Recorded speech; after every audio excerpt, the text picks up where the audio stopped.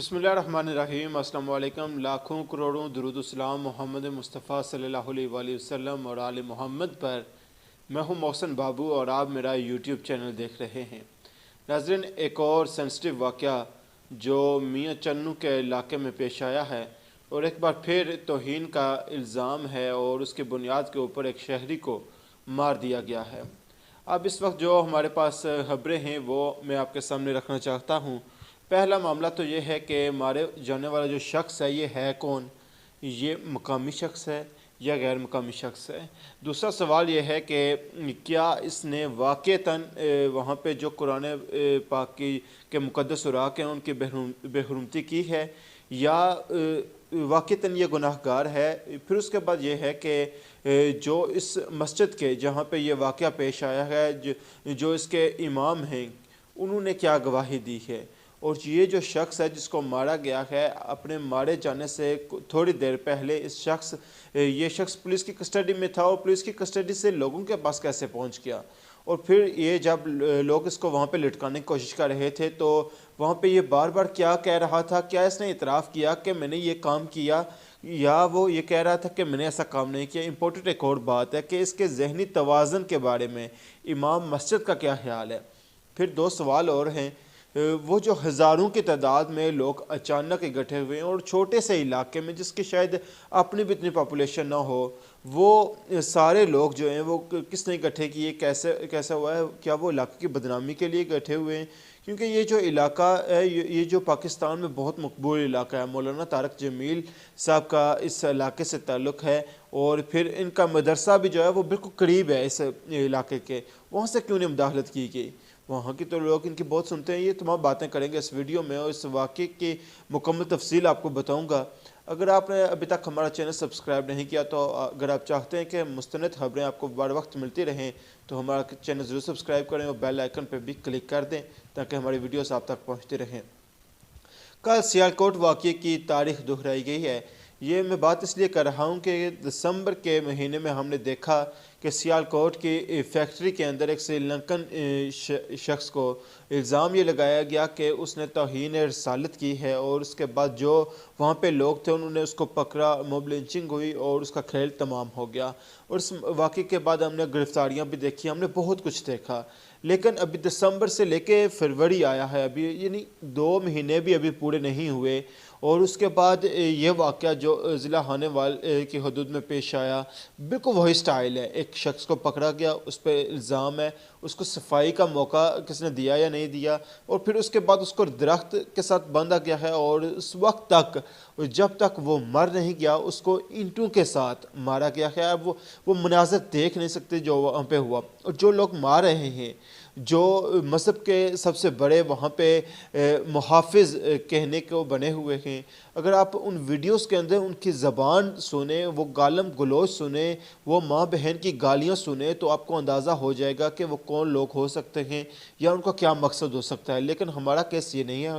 مقصد یہ ہے کہ اگر کسی شخص نے جرم کیا ہے تو اس کو ڈیو پروسیس آف لا سے گزرنا چاہیے، اس کو پولیس پکڑے، اس کے بارے میں جو بھی کوئی شخص کوئی کام اگر کرتا ہے تو ہر شخص ایسے کسی پہ الزام لگائے گا اور مار دے گا۔ اب ایک بات ہے جو سب سے پہلی بات ہے، یہ واقعہ پیش کس وقت آیا؟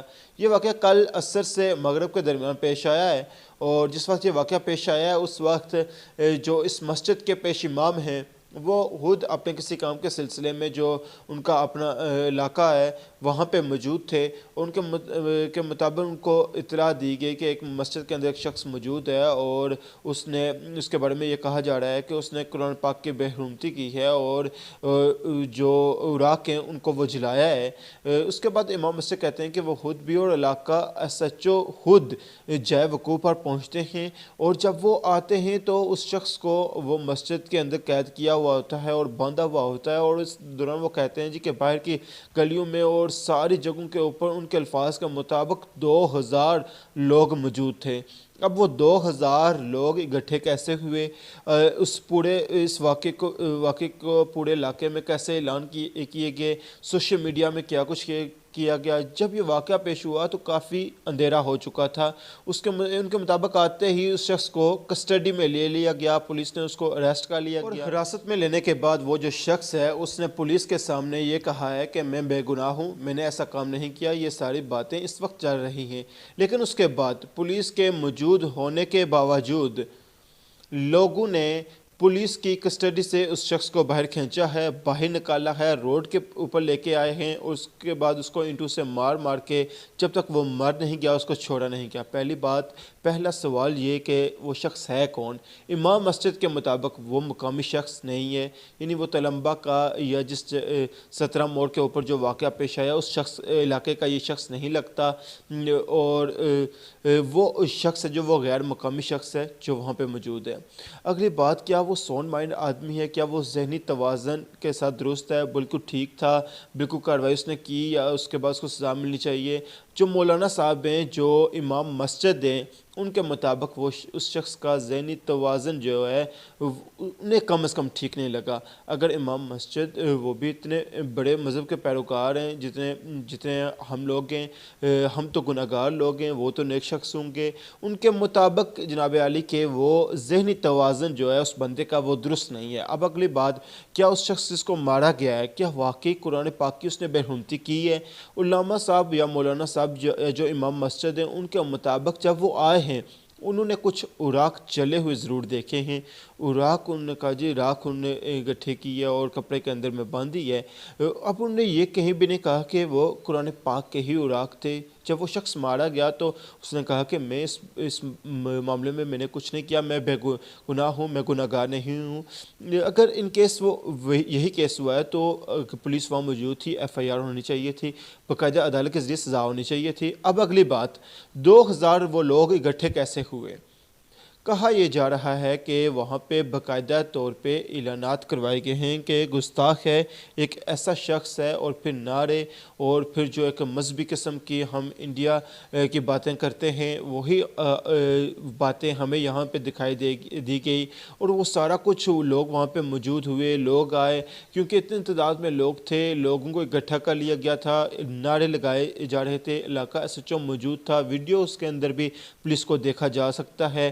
اس کے باوجود پولیس اس شخص کو اس ہجوم سے بچا نہیں پائی۔ اب ایک اور امپورٹنٹ بات، مولانا طارق جمیل صاحب، تلمبہ کا علاقہ جو پاکستان یا پنجاب بالخصوص کسی شخص سے پوچھیں گے کہ تلمبہ کے بارے میں آپ واقفیت رکھتے ہیں تو وہ ایک بات کہے گا کہ مولانا طارق جمیل صاحب کا واقعہ، تو کیونکہ ان کی ایک دین کے لیے خدمات ہیں، بہت سارے لوگوں کو اختلافات بھی ہو سکتے ہیں لیکن بہت بڑی ان کی فالوئنگ ہے۔ اب مولانا طارق جمیل صاحب کا جو مدرسہ ہے، جو ان کا آبائی حلقہ ہے، جو آبائی علاقہ ہے 17 موڑ میں جو واقعہ پیش آیا ہے، وہ یہ بتایا یہ جا رہا ہے کہ ان کی رہائش گاہ یا جو ان کا مدرسہ ہے 1 سے 1.5 کلومیٹر دور موجود ہے۔ اب یہ واقعہ کوئی گھنٹے کا نہیں ہے، اگر اتنے گھنٹے یہ سب کچھ چلتا رہا ہے، علاقے کے لوگ اکٹھے ہو گئے، اعلانات ہوتے گئے، مدرسے سے مداخلت کیوں نہیں کی گئی؟